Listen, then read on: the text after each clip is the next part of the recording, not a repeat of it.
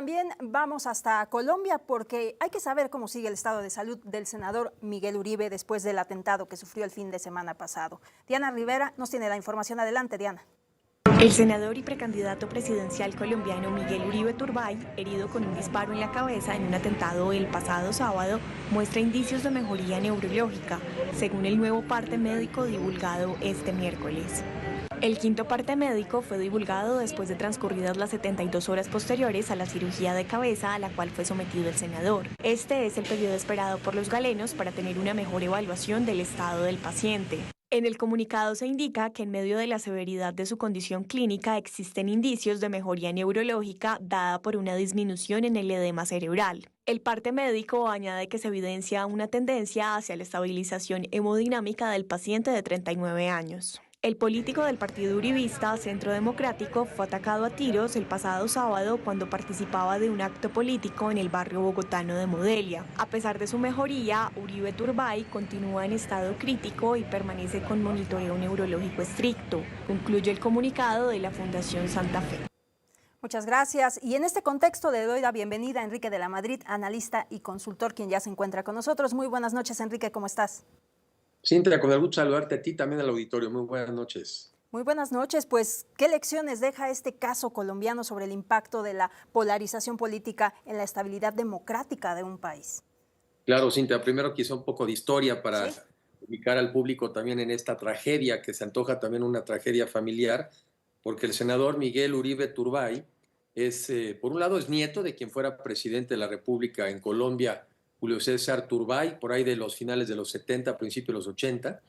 Después fue también su madre, que era una periodista, Diana Turbay. Se hizo también muy connotado el secuestro que hicieron de ella, el cartel de Medellín encabezado por Pablo Escobar, y eso se dio en el contexto de lo que en ese momento los narcotraficantes, que se les llamaban a muchos los extraditables, presionaron al presidente Gaviria para que precisamente suspendiera las extradiciones de los narcotraficantes hacia los Estados Unidos. Y la frase que tenía en ese entonces Pablo Escobar es que decía: prefiero una tumba en Colombia que una celda en los Estados Unidos. O sea, siempre ha sido sabido que el narcotraficante lo que menos quiere es acabar en una celda en los Estados Unidos, porque muchas veces hacen de las prisiones en nuestros países, pues hacen verdaderos hoteles.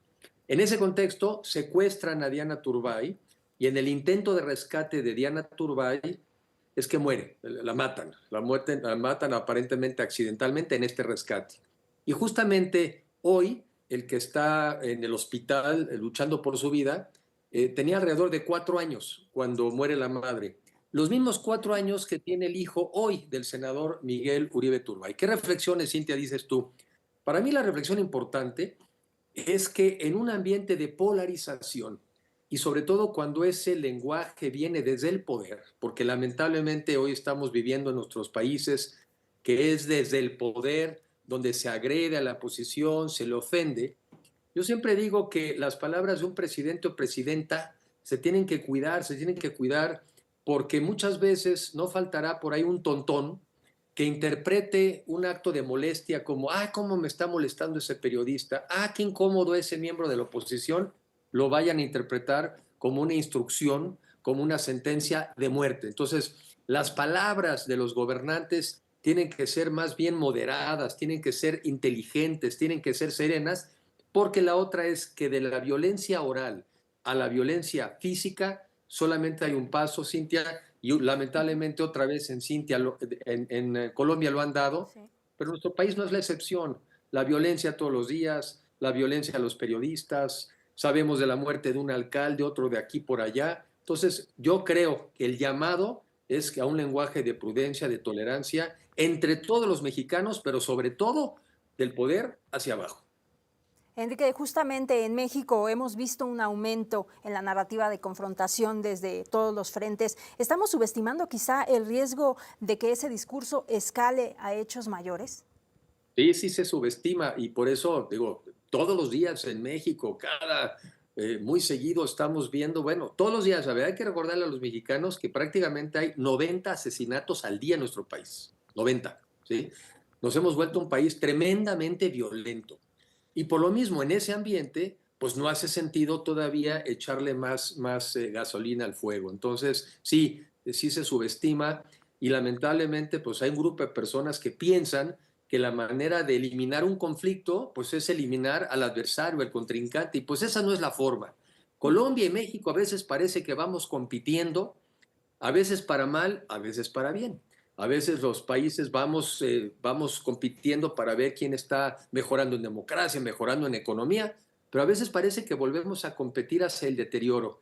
Y esto que está ocurriendo en Colombia, que es muy lamentable, y sobre todo un saludo de solidaridad a los amigos colombianos, también es una llamada de atención a nuestro país. Pues sin duda una llamada de atención, este atentado y violencia en Colombia es lo que debemos reflexionar del discurso polarizado también para México. ¿Alguna reflexión final? Pues eso, yo creo que también otra reflexión que a veces me viene a la mente es que uno no habrá, sobre todo si estás en la oposición, no habrás electo al gobernante en turno, pero al final del día gobiernan para todos los mexicanos. Entonces, un poco ya cansado ese discurso desde el poder, ¿verdad? De ataque a la oposición, porque los de la oposición sí pagamos impuestos, los de la oposición sí estamos trabajando para el conjunto del país. Digo, salvo que me manden un mensaje donde ya no tengo que contribuir al pago de impuestos porque no me consideran un mexicano, bueno, pues me doy por recibido. Pero mientras tanto, aunque no hayamos electo al gobierno, está obligado a tratarnos a todos con respeto, hayamos votado o no votado por ellos. Y yo creo que llega un momento en que también hay que decir, ya estuvo bueno. Pues ahí está, te agradezco muchísimo, Enrique de la Madrid, analista y consultor. Gracias, como siempre, por estar con nosotros. Te mando un fuerte abrazo. Gracias, Cintia. Buenas noches.